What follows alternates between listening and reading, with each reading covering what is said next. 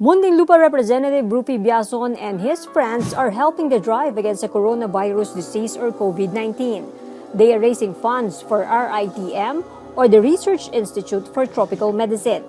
It is a facility in Alabang, Muntinlupa that tests patients for COVID-19. They organize a party called Titos Save The World.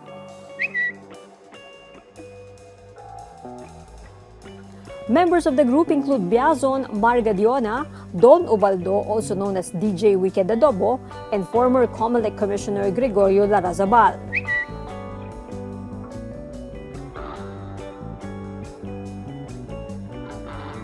Biazon clarified RITM didn't ask for the donations.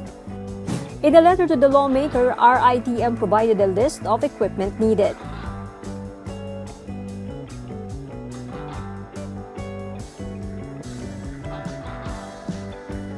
The show was a success.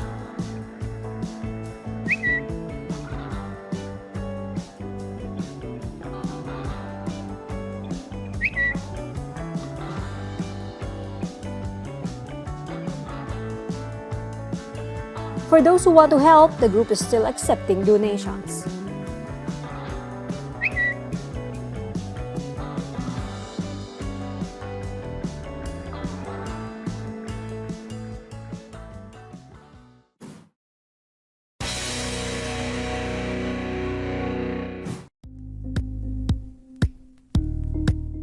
Thank you for watching Politiko TV. Please like and subscribe to our channel for more videos.